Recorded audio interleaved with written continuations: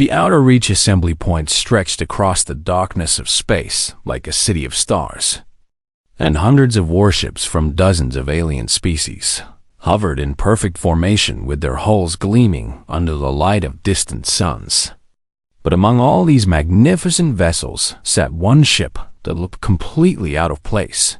The HSS Ranger was a blocky and utilitarian craft that seemed to belong to an earlier age of space travel, and its gray hull showed none of the elegant curves or shimmering energy fields that decorated the alien warships around it. So anyone looking at the human vessel would think it was barely capable of keeping up with the fleet captain. Daniel Hoffman stood on the bridge of the Ranger with his arms crossed behind his back as he watched the viewscreen display the assembled armada, and his weathered face showed no emotion, even though he knew what every alien commander in the fleet was thinking about his ship. "Sir, we're receiving another hail from the Vryn flagship," Lieutenant Laura Chun said from her station at weapons control, and her voice carried a hint of frustration that she tried to hide but failed. "Put it through," Hoffman replied calmly. The viewscreen flickered and showed Commander Thex of the Vryn Imperium, whose sleek blue skin and triple-jointed arms marked him as one of the most advanced species in the Coalition. And his expression made it clear that he found the whole situation amusing. "Captain Hoffman, I wanted to personally ensure that your vessel can maintain formation during the jump to hyperspace," Thex said with barely concealed mockery in his voice. "We wouldn't want you to get lost trying to keep up with real warships." Laura's hands clenched into fists at her console, but she remained silent because discipline was everything on a human ship. And Hoffman simply nodded as if the insult meant nothing to him at all. "We'll manage." "Commander," Hoffman said with the same calm tone he always used, "the Ranger has never missed a rendezvous." Thex laughed, and the sound was like wind chimes being struck too hard.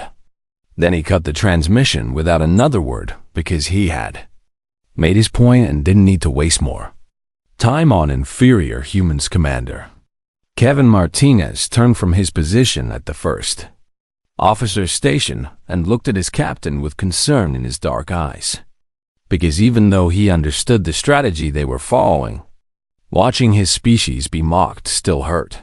"How much longer do we have to endure this?" Kevin asked quietly, so only Hoffman could hear.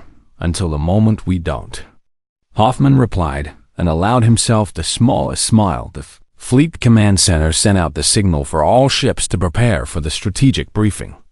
So the Ranger's senior officers transported over to the massive Krullian command ship, where High Commander Vexith would outline the mission ahead.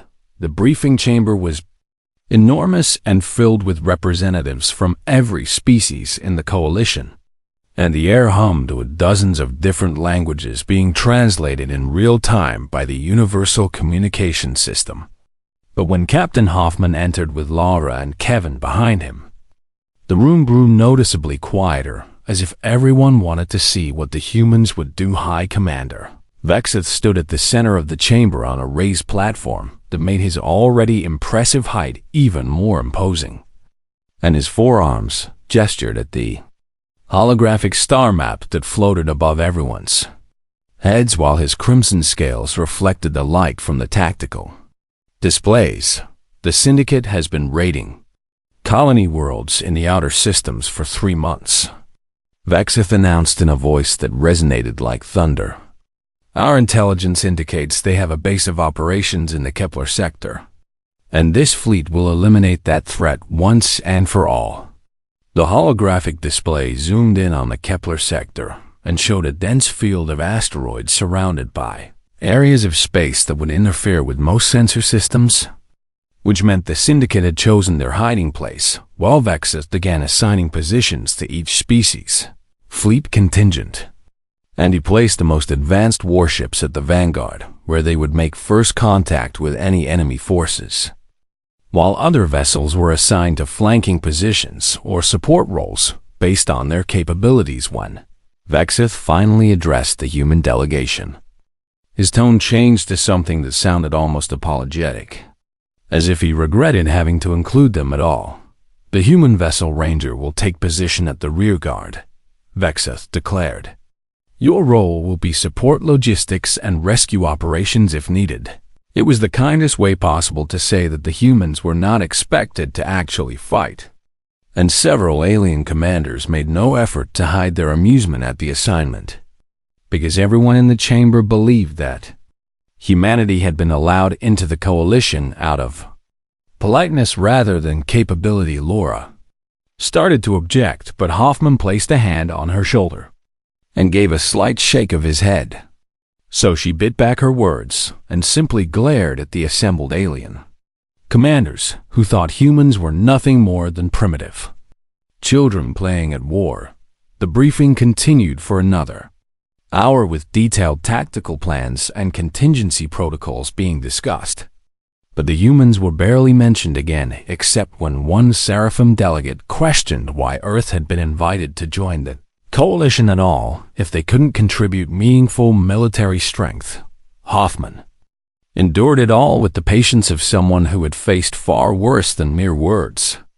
And when the briefing finally ended, he led his officers back to the Ranger without acknowledging any of the mocking glances that followed them once they were back on their own ship and doors to the bridge sealed behind them. Lavra finally let her anger show in full force.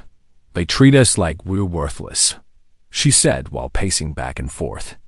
Every species in that chamber thinks we're a joke. Let them think that, Hoffman replied as he settled into his captain's chair. Their assumptions are our advantage. Kevin moved to stand beside the captain's chair and lowered his voice, even though they were alone on the bridge except for the essential crew members who had remained behind. How much longer before we can show them what we really are? Kevin asked. Hoffman pulled up a secure display that only he could see and reviewed the classified orders from Earth. Command one more time. Then he looked at his first officer with eyes that had seen too many battles to count. Soon, he said simply. Very soon, down in the engineering section. Chief Brandon Cole was running diagnostics on systems that didn't appear in any official coalition database. And his hands moved across control panels that activated equipment the aliens didn't know existed. Because the Ranger was not what it appeared to be. Ship's reactor hummed with power that was being deliberately suppressed. And weapons arrays lay dormant behind false hull plating that made them invisible to standard scans. While the engines that seemed so slow and outdated were actually capable of acceleration that would shame most alien warships. Brandon had been with Hoffman since the beginning of this mission, and he understood the importance of maintaining the illusion of inferiority. But like Lara, he sometimes wondered if the price of deception was too high when it meant enduring constant mockery.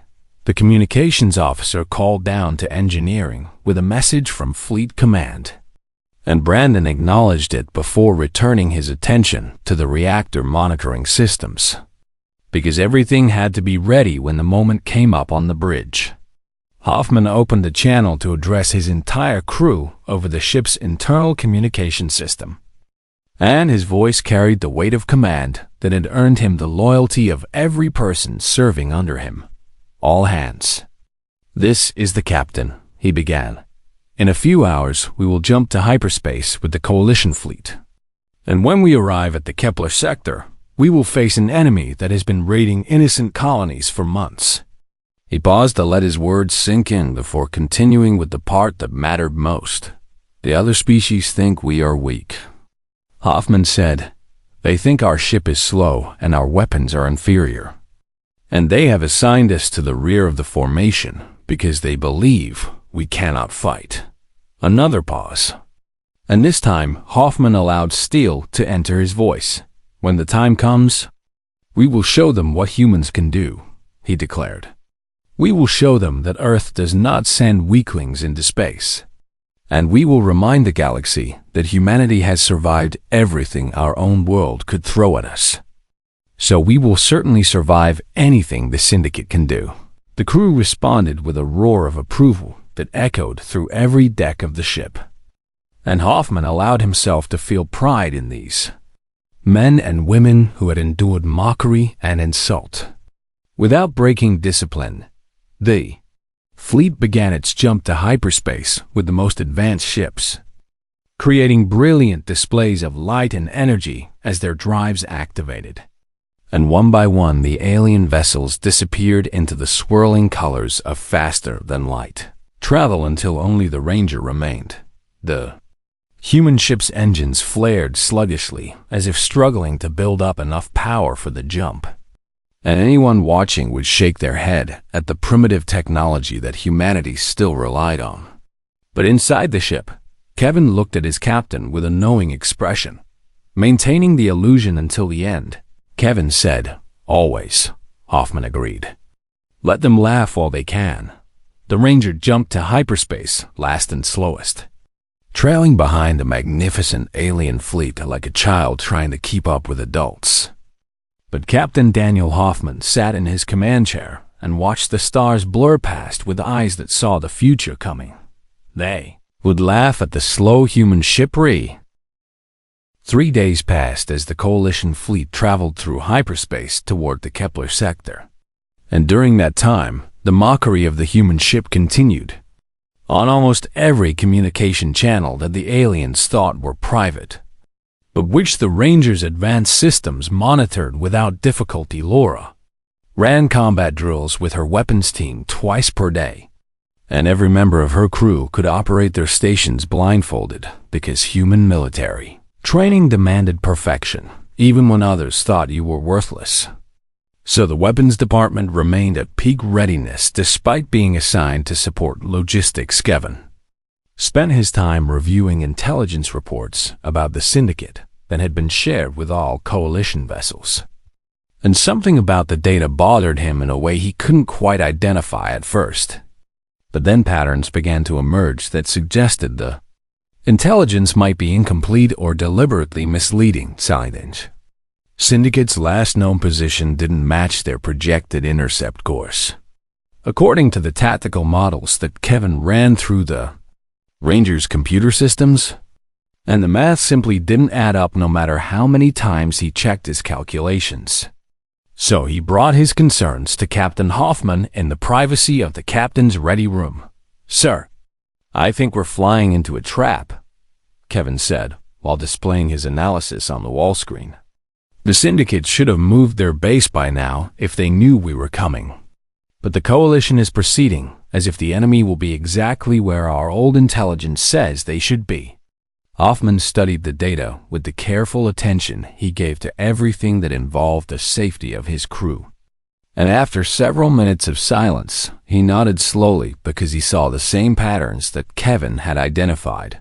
"Try to raise High Commander Vexeth," Hoffman ordered. "He needs to see this before we drop out of hyperspace."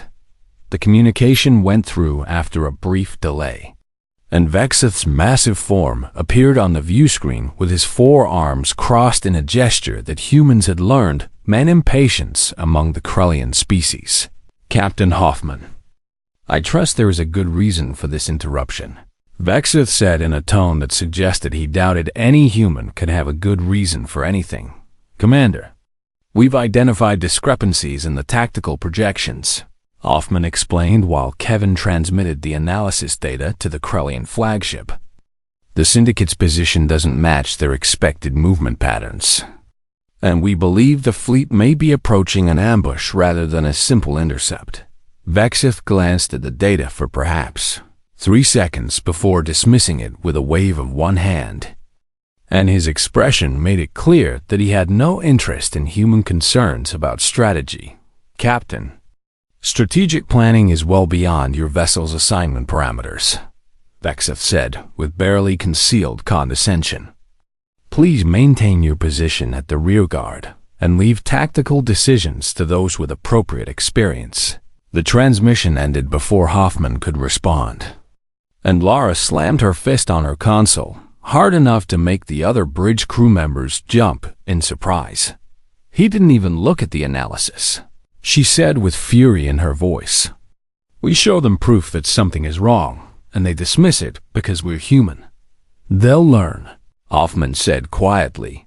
Sooner than they expect, the fleet dropped out of hyperspace at the edge of the Kepler sector exactly on schedule, and the view screen showed a massive field of asteroids that stretched for millions of kilometers in every direction, while strange energy readings made all the sensor displays flicker with interference. The alien warships moved into their assigned formation with practiced precision, and their sleek hulls reflected the light from the local star as they advanced toward the coordinates where intelligence predicted the Syndicate base would be located. But Kevin watched his tactical display with growing unease because everything felt wrong. Ranger maintained its position at the rear of the formation and continued to appear sluggish, as its engines barely kept pace with the faster alien vessels. But on the bridge, Hoffman sat forward, in his chair with both hands gripping the armrests, because he knew what was coming even before the first shot was fired. Space erupted with weapons fire so suddenly that several alien ships didn't have time to raise their shields, and hundreds of Syndicate fighter craft poured out from hiding positions within the asteroid field, like angry insects from a disturbed nest, while massive capital ships decloaked on all sides of the coalition formation with their weapons already charging. Vanguard of the coalition fleet took devastating damage in the first few seconds of the ambush, and the beautiful Vryn flagship that Commander Thex commanded lost all its shields before anyone could even sound an alarm, while Seraphim cruisers scattered in every direction as their formation dissolved into chaos. High Commander Vexeth's voice filled every communication channel with orders to retreat and regroup. But then his tactical officer reported that Syndicate gravity well generators were preventing any hyperspace junks, which meant the entire coalition fleet was trapped in the asteroid field with enemies on every side. Ships began dying, and the aliens who had mocked humanity's primitive technology now discovered that their advanced shields and elegant weapon systems meant nothing when they were caught completely unprepared for the level of coordination the Syndicate was demonstrating. The Ranger sat at the rear of the formation and seemed to be the least threatened by the ambush geometry, but also appeared completely incapable of doing anything to change the outcome of the battle that was rapidly becoming a slaughter. Captain Hoffman watched the tactical display as coalition ships died one after another, and his jaw clenched with barely controlled anger because he had warned them this would happen. But they had dismissed his concerns as if human intelligence was worthless. "Sir, we have to do something," Laura said from her weapons station. "We can't just sit here and watch them die." "We won't," Hoffman replied. Then he opened a direct channel to the Krellian flagship, where Vexeth was desperately trying to coordinate a defense that was falling apart faster than he could issue orders. "High Commander, this is Captain Hoffman," he said with absolute calm despite the chaos filling the view screen. "The Ranger has a solution to your tactical situation, but it requires you to transfer battlefield command authority to my vessel." There was a long pause during which 3 more coalition ships exploded under concentrated Syndicate fire. And then Vexeth's voice came through the channel, sounding strained in a way that no one had ever heard from the proud Krellian commander. "What kind of solution?" Vexeth demanded. "The kind that wins battles," Hoffman replied. "But I need full tactical command authorization right now, or there won't be a fleet left to save." Another coalition ship died on the tactical display, and Kevin could see Vexeth's flagship taking heavy damage as Syndicate fighters swarmed around it like predators circling wounded prey. So the High Commander really had no choice left at all. "Authorization granted," Vexeth said. "Command codes are being transmitted now." The codes arrived and integrated with the Ranger's systems instantly, which gave Captain Hoffman tactical command over every remaining ship in the coalition fleet. And he turned to his crew with an expression that they had all been waiting to see. "All hands. Battle stations," Hoffman ordered in a voice that rang with authority. Disengage all limiters and bring the real ship online. Laura's fingers flew across her weapons console as systems that had been hidden for weeks suddenly activated with a surge of power that made the entire bridge hum with energy. And her display lit up with weapons. Arrays that would have made every alien commander's jaw drop if they had known such technology existed. Brandon Cole's voice came through from engineering with barely contained excitement. Captain, reactor is at full power and all combat systems are responding. We're ready to show them what a real human warship can do. The Ranger's exterior panels began to slide open along predetermined seams that no casual scan had ever detected. And weapons arrays that had been concealed behind false plating extended into firing positions while the ship's energy signature spiked so dramatically that every sensor in the fleet registered the change. Kevin pulled up the fleet-wide tactical display and began feeding targeting data to coalition ships that were too panicked to coordinate their own defenses, while Hoffman's orders flowed through the command network with precision that spoke of decades of military experience. All coalition vessels form defensive sphere formation Delta 7, Hoffman commanded. Overlap your shields and concentrate fire on designated targets only. Stop wasting energy shooting at fighters and focus on capital ships. The alien commanders were too desperate to question why they were suddenly taking orders from a human, and they moved their battered ships into the formation that Hoffman specified while their weapons officers received targeting solutions calculated by the Ranger's combat computer. The sluggish engines that had barely kept pace with the fleet suddenly roared to full power, and the Ranger accelerated so quickly that several alien ships registered it as a sensor malfunction, because nothing that size should be able to move that fast. Lieutenant Chun, you have weapons free, Hoffman said calmly. Show them what human engineering can accomplish. Laura's smile was fierce as her fingers danced across her console, and the Ranger's main railgun fired its first shot in combat with a recoil that would. The transformation of the HSS Ranger from apparent cargo hauler to true warship happened in less than 30 seconds, and every alien commander watching their sensors couldn't believe what they were seeing, because the energy readings coming from the human vessel now rivaled their most powerful battlecruiser's falls. Hull plating continued to slide away to reveal weapons arrays that shouldn't exist on a ship that size, and the reactor output that had seemed barely adequate for basic propulsion now showed power generation capabilities that matched Krellian dreadnoughts, which meant everything the aliens had believed about human technology was completely wrong. Captain.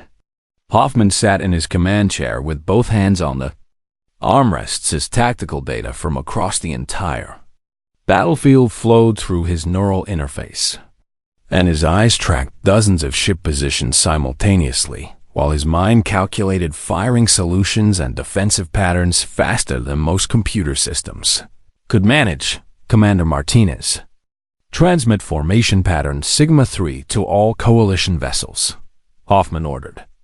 Position their ships to create overlapping shield coverage and concentrate their defensive fire on the fighter swarms.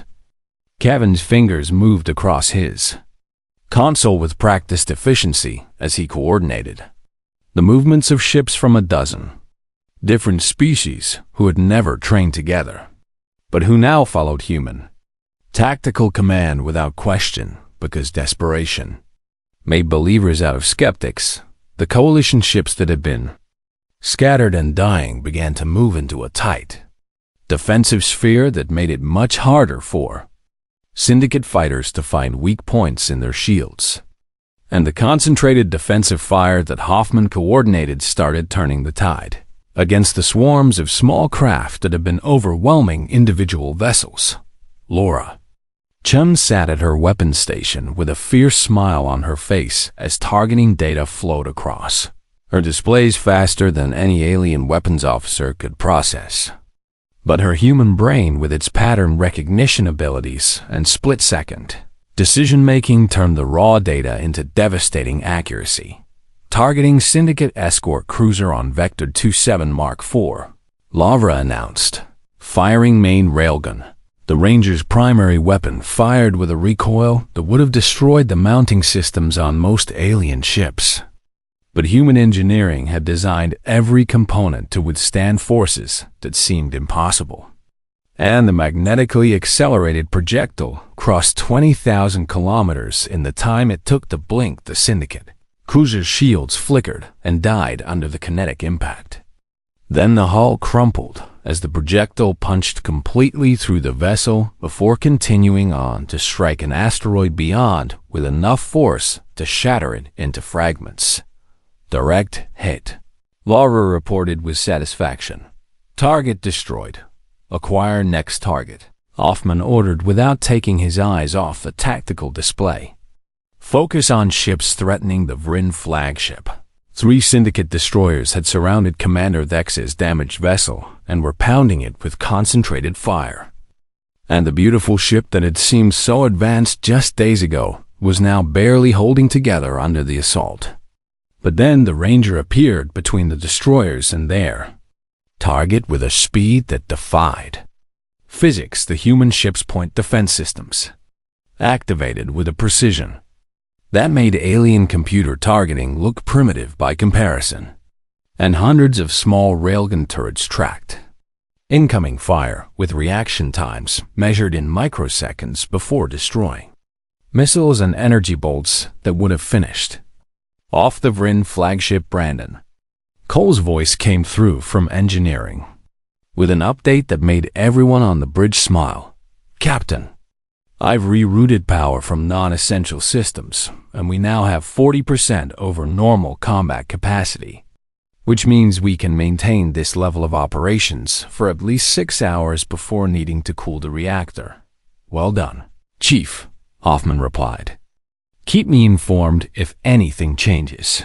The Syndicate forces realized that the human ship was the key to the Coalition's sudden resistance. So they threw everything at the Ranger in a coordinated assault that should have overwhelmed any single vessel. And missiles by the hundreds converged on the human ship while fighter craft made suicide runs and capital ships focused their main batteries on the single target. Laura's point defense systems created a web of destruction around the Ranger that turned the space around the ship into a graveyard of exploding missiles and shattered fighters. But some weapons got through the defensive screen and impacted the hull. With forces that would have vaporized most vessels, the Ranger shuddered under the impacts and armor plates sheared off to tumble away into space. But the ship kept fighting because human engineers had learned long ago that redundancy was more important than elegance. And every critical system had 3 backups that activated automatically when primary systems failed. Kevin coordinated damage control teams with ruthless efficiency as he directed repair crews to hull breaches and rerouted power around damaged conduits. And his calm voice over the internal communication system kept everyone focused on their jobs instead of panicking about the punishment. Their ship was taking hull breach on Deck 7. Section 12, Kevin announced. Emergency bulkheads are holding and repair teams are responding. Acknowledged, Hoffman replied without taking his attention away from the battle. Lavra, I need firing solutions for those Syndicate frigates harassing our port flank. Laura's hands moved across her console in a blur of motion as she designated 6 targets and calculated the optimal firing sequence to take them all out with minimum ammunition expenditure. Then her weapon systems opened fire in a carefully orchestrated pattern that looked almost like a dance. The railgun rounds left the Ranger at velocities that made them effectively impossible to intercept. And each projectile found its target with the kind of accuracy that alien weapons officers would have thought required guided missiles. But humans had been throwing rocks at each other since before they discovered fire. So ballistic calculations were encoded in their very DNA. LL6 Syndicate frigates died within 8 seconds of each other as railgun rounds punched through their hulls and detonated their reactors. And the expanding clouds of debris temporarily blocked sensors in that section of the battlefield. "Hi." Commander Vexit's voice came through on a priority channel. And for the first time since the battle began, he sounded something other than desperate or condescending. "Captain Hoffman, your tactical coordination has stabilized our defensive posture," Vexit said. "But we cannot maintain this position indefinitely while those gravity well generators prevent our escape." Hoffman had already identified the gravity well generators on his tactical display, and he had been calculating approach vectors while simultaneously commanding the fleet defense, which was the kind of multitasking that human brains had evolved to handle during millions of years of hunting on a deadly planet. "I see them, Commander," Hoffman replied. "The Ranger will eliminate the nearest generator. But I need the rest of the fleet to maintain formation and continue coordinated defensive fire. That generator is protected by overlapping point defense from 6 Syndicate cruisers," Vexoth protested. "No single ship could reach it through that concentration of fire." "No alien ship could," Hoffman agreed. "But you're not fighting with alien ships anymore." He closed the channel before Vexoth could argue further. Then he turned to Kevin with an expression that his first officer had learned to recognize over years of service together. "This is going to be rough," Hoffman said simply. "Aren't they all?" Kevin replied with a slight smile. "How?" "Plot a direct course to Gravity Well Generator 1, Hoffman ordered. "Maximum combat speed and activate all defensive systems." The Ranger turned with an agility that ships 10 times smaller would have envied, and its engines flared with such intensity that the light was visible across the entire battlefield. Then the human ship accelerated directly toward the most heavily defended position in the Syndicate formation. Laura brought every weapon system online and set point defense to automatic engagement because there was no way any human could manually target all the incoming fire they were about to face. And her hands gripped her console as the ship began its assault run. The 6 Syndicate cruisers protecting the gravity well generator opened fire simultaneously, and the volume of energy weapons and missiles they threw at the Ranger should have been enough to destroy a dozen ships. But the human vessel wove through the firestorm like a fighter craft instead of a capital ship. Hoffman's hands moved across his command console as he took direct control of the helm, and his neural interface connected him to the ship's maneuvering system so completely that the Ranger responded to his thoughts almost before he formed them, which gave the vessel a fluidity of movement that looked almost alive. The ship rolled to avoid a concentrated barrage, then dove beneath an asteroid before emerging on the opposite side with its main railgun already firing at the nearest cruiser. And the precision of the attack spoke of instincts owned over thousands of years of human warfare. Brandon's voice came through from engineering with barely controlled excitement. "Captain, the structural stress indicators are approaching maximum tolerances on the port maneuvering thrusters." "Noted," Hoffman replied calmly while throwing the ship into another impossible turn. "We'll replace them after we destroy that generator." An explosion rocked the ship as a missile penetrated the Coalition fleet that had been moments away from complete destruction now surged forward with renewed confidence because they had seen what the human ship could do. And every alien commander followed Captain Hoffman's tactical commands without question or hesitation, which was something that would have been unthinkable just hours before. The Ranger led the assault with weapons blazing, and its damaged hull testament to the price of courage.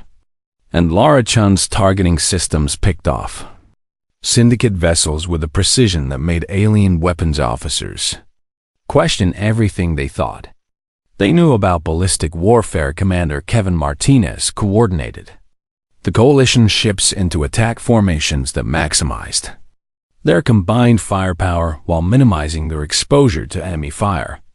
And his tactical instructions flowed through the command network in simple language that every species could understand despite the chaos of battle. The Syndicate forces tried to regroup after losing their gravity well generator, but the momentum of the fight had shifted completely, and ships that had been hunting the Coalition fleet now found themselves being hunted by vessels that fought with coordination and purpose instead of panic.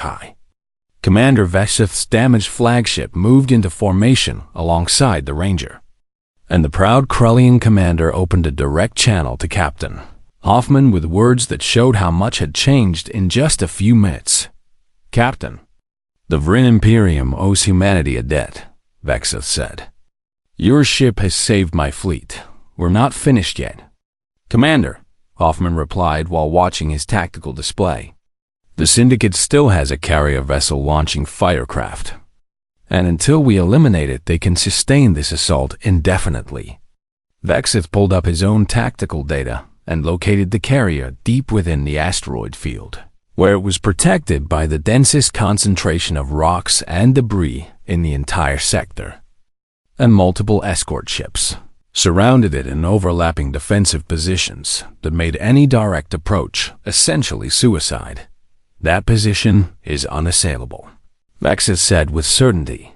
"No ship could navigate through those asteroids at combat speed, and any weapon fired at that range would be intercepted by the escort's point defense systems. Then, we don't use a conventional approach."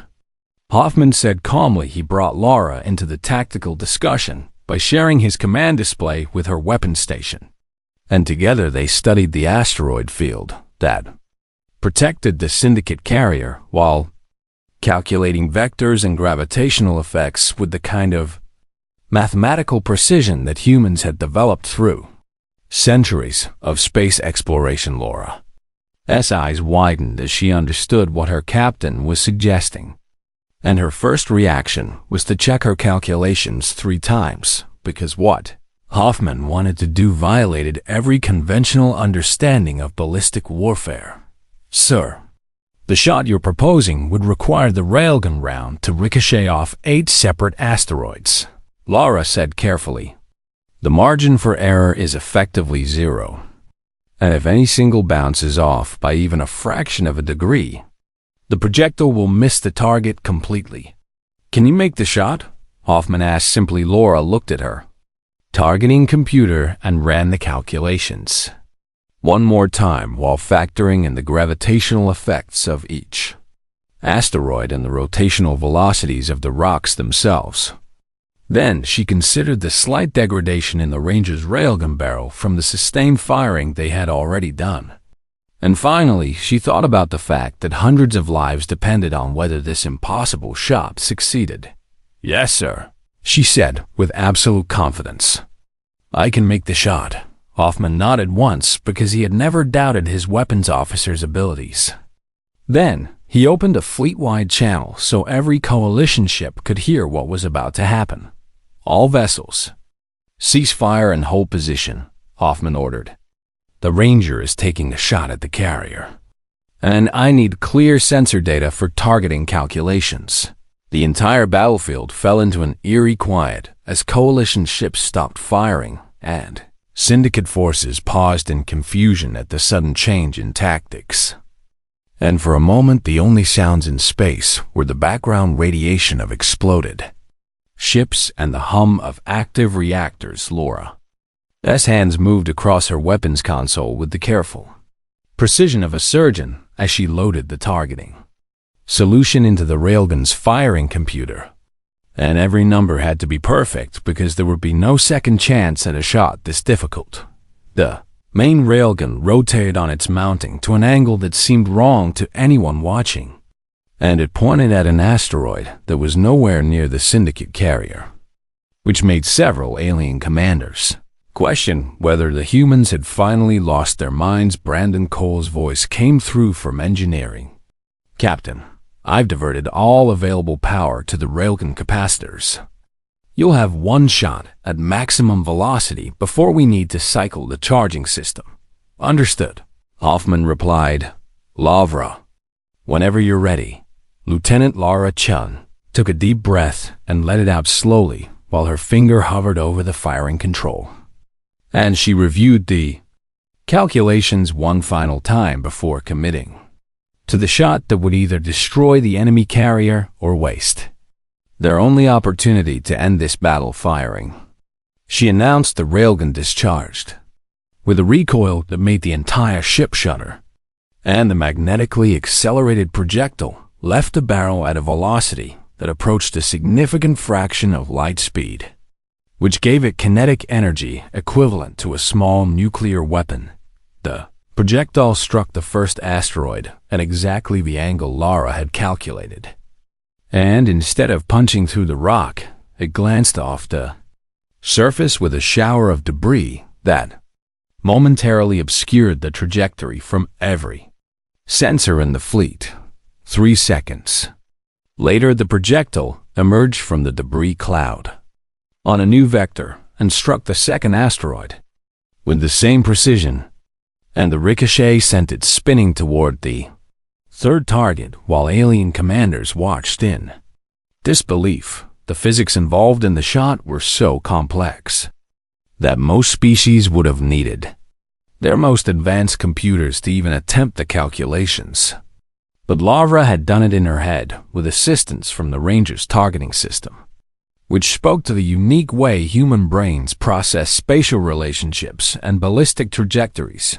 4th asteroid, 5th, 6th, and the projectile kept bouncing with each impact, sending it on a new path that curved around the obstacles protecting the Syndicate carrier, and the gravitational effects of the asteroids themselves bent the trajectory in ways that seemed almost magical. Commander Dex of the Vrid Imperium watched the shot's progress on his sensors and opened a channel to the Ranger with shock evident in his voice. "This is impossible. No one can calculate a shot with this many variables. Humans can." Kevin replied simply. The 7th ricochet sent the projectile into a tight curve that took it past a particularly large asteroid whose gravitational field pulled the round into a slingshot trajectory, and the acceleration from the gravity assist added even more velocity to an already devastating kinetic weapon. The 8th and final bounce came off an asteroid that was rotating at high speed, and the impact point Lara had chosen caught the rock at exactly the right moment to send the projectile directly toward the Syndicate carrier on a vector that the escort ships never anticipated. The carrier's crew had exactly 1 second to register the incoming threat before the railgun round punched through their forward shields, through their armor plating, through 4 interior decks, and directly into the main reactor that powered the massive vessel. The carrier exploded with such catastrophic force that it created a temporary star visible from dozens of light years away, and the shock wave from the detonation tore through the surrounding escort ships like they were made of paper, while the expanding fireball consumed hundreds of fighter craft that had been preparing to launch, then silenced the Syndicate fleet that had been coordinating its assault from the carrier. Suddenly lost all command and control, and individual ships began to panic as they realized their leadership was gone and their most powerful vessel had been destroyed by a single impossible shot coalition. Ships held their positions and watched, their sensors in complete disbelief as the debris from the carrier spread across thousands of kilometers. And for several long moments, no one could find words to describe what they had just witnessed. High Commander Vexith was the first to break the silence, and his voice carried across every coalition channel with a mixture of respect and fear that no one had ever heard from the proud Krellian before. "Captain Hoffman, that was the most remarkable display of tactical precision I have witnessed in 40 years of military service," Vexith said slowly. "I have never seen anything like it. We're humans." "Commander," Hoffman replied with the same calm tone he had maintained throughout the entire battle, We've been doing the impossible since before we left our planet. The Syndicate forces broke formation and began attempting to flee now that their command ship was destroyed. But the Coalition vessels moved to intercept them with a coordination that came from following human tactical leadership. And within an hour, the battle was completely over. Every Syndicate ship had been either destroyed or captured. And the Coalition fleet that had been facing annihilation now stood victorious in the Kepler sector. But the cost had been high, with dozens of ships damaged and hundreds of crew members dead. The Ranger floated in the center of the defensive formation with entire.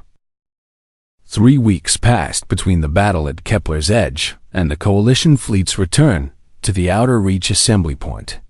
And during that journey, the mood among the alien species had changed so completely that it seemed like an entirely different fleet making the trip home. The HSS Rangers still bore the scars of combat despite the emergency repairs that Brandon Cole's engineering teams had completed, and Captain Hoffman had deliberately chosen not to fully restore the ship's exterior because he wanted every species in the Coalition to see the price that humanity had paid for their victory. As the fleet approached the assembly point, something unprecedented happened when every single vessel in the area formed an honor corridor for the human ship to pass through, and communication channels filled with respectful hails instead of the mockery that had greeted them just weeks before. Commander Kevin Martinez stood beside the captain's chair and watched the viewscreen display dozens of alien warships holding perfect formation and salute. And he couldn't quite suppress the small smile that crossed his face. A bit different from our departure, Kevin observed quietly. They learned what many species before of them have learned, Captain Hoffman replied. Never underestimate humanity. High Commander Vexeth had requested a full tactical debriefing to be held in the main Coalition chamber.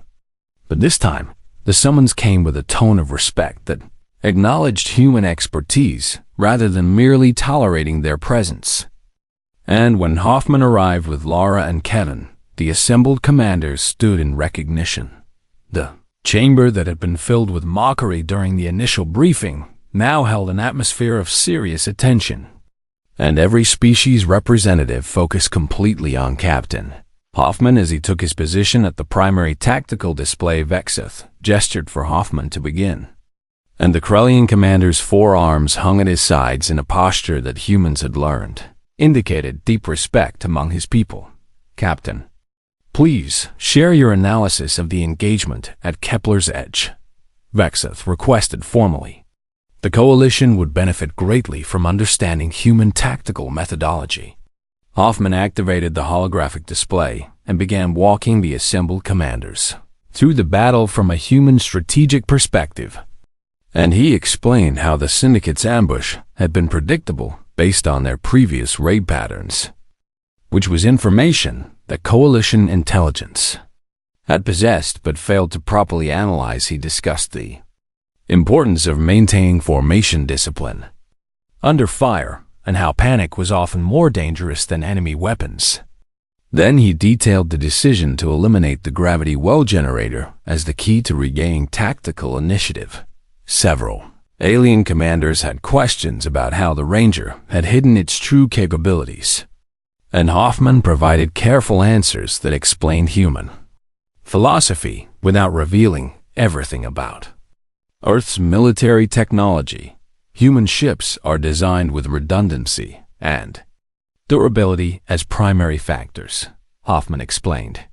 We build vessels that can absorb tremendous damage and continue fighting, because our planet taught us that survival requires being tougher than your environment. Commander Dex of the Vryn Imperium stood and addressed Hoffman with none of the condescension that had marked their previous interactions, and his blue skin had taken on a darker shade that indicated embarrassment among his species. Captain Hoffman, I must apologize for my behavior before the mission, Dex said formally. I dismissed your vessel and your crew based on assumptions that were completely wrong. and my arrogance nearly cost us the entire fleet. Apology accepted, Commander, Hoffman replied simply. We all make assumptions based on limited information. The Seraphim delegate, who had questioned humanity's place in the coalition, now stood and made a similar acknowledgement. And one by one the species that had mocked the slow human ship offered their respect to the crew that had saved. Then all the questions continued for hours as alien commanders tried to understand the tactical principles that humans used. And Laura Chun explained the mathematics behind the impossible shot that destroyed the syndicate carrier while using terms simple enough for non-specialists to grasp. Lavra described how she had calculated the 8 ricochets in real time during combat. Several alien weapons officers made sounds of disbelief because their species would have needed computer assistance for calculations that complex. But humans had evolved to throw rocks at moving targets long before they invented computers. The formal debriefing eventually concluded, and Vexith announced that the Coalition Council would be holding a ceremony to honor the vessels that fought at Kepler's Edge. With special recognition for the human ship that turned defeat into victory, Captain Hoffman accepted the announcement with appropriate diplomatic courtesy, but privately, he knew that the real victory wasn't the medal or the honor. It was the fact that humanity had finally earned genuine respect from the galactic community over the following days. Individual coalition commanders approached Hoffman with private requests for military cooperation, and the tone of these conversations showed how dramatically perceptions had changed in just 3 weeks.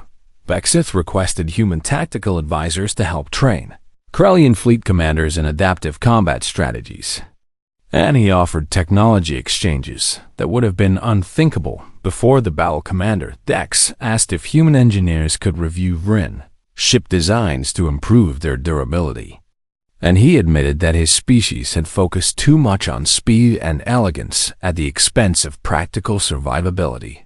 The Seraphim delegate inquired about trade agreements for human defensive technology, and several other species made similar requests because everyone wanted to understand how humanity built ships that could absorb such punishment and continue fighting. Kevin handled most of these diplomatic overtures while Hoffman maintained direct communication with Earth Command through encrypted quantum channels. And Admiral Patricia Monroe listened to his reports with satisfaction. You've done exactly what we hoped, Daniel, Admiral Monroe said during one of their private conferences. The galaxy now sees humanity as capable and valuable allies rather than primitive newcomers. But they still don't know the full extent of our capabilities, Hoffman noted, and they don't need to. Monroe agreed. The Ranger is a message, not a revelation. And Earth has dozens more ships with capabilities that will continue surprising our allies when necessary. She confirmed that other human vessels scattered across coalition space would maintain their apparent limitations for now, because the strategic advantage of being underestimated was too valuable to surrender completely. Formal ceremony honoring the Kepler's Edge veterans took place in the largest assembly hall that the coalition possessed, and representatives from every member species attended to witness the recognition of courage and sacrifice. The Ranger's crew stood at attention in their dress uniforms, while Vexith presented the coalition star to Captain Hoffman on behalf of the entire ship. And the medal was the first ever awarded to a human vessel, which made the moment historic for Earth. Hoffman accepted the honor and delivered a brief speech that focused on cooperation between species and the importance of standing together against common threats. And he praised the bravery of all coalition forces who had fought in the battle, but he ended with words that would be quoted across the galaxy for years to come and would define how other species understood humanity's place among the stars. Humanity learned long ago that survival requires strength, but civilization requires knowing when not to use it, Hoffman said clearly. We are honored to stand with you, not above you. and we ask that you judge us not by our weapons, but by how we choose to use them." The assembled delegates responded with the traditional coalition gesture of respect, and every species performed it simultaneously in a display of unity that had rarely been seen in the chamber's history. As the ceremony concluded and the Ranger prepared to depart for Earth, the ship received an honor escort of Coalition vessels that formed a protective corridor all the way to the edge of Coalition space, and communication channels filled with messages of gratitude and respect. Laura Chun stood at her weapons station and watched the tactical display show friendly contacts surrounding their ship instead of threats, and she turned to Kevin with a question that had been on her mind since the battle. "Do you think they finally understand what humanity can do?" she asked. "They understand one ship, one crew, one battle," Kevin replied thoughtfully. "But Earth has 1,000 more stories waiting to be told." Captain Hoffman sat in his command chair and gazed at the view screen as the Ranger left Coalition space behind and headed toward home. And his expression carried the weight of someone who understood both what had been accomplished and what still lay ahead. The galaxy had seen enough to respect humanity now, but not enough to fully understand them. And that balance between revelation and mystery was exactly where Earth Command wanted humanity to remain back on Earth at the Military Command Headquarters. Admiral Monroe reviewed reports from human vessels across known space, and she noted with satisfaction that the Ranger's performance had already changed how Coalition species interacted with other human ships. The balance of power in the galaxy was shifting slowly but steadily, and humanity was claiming its place among the stars, not through conquest or aggression, but through demonstrated capability and strategic patience.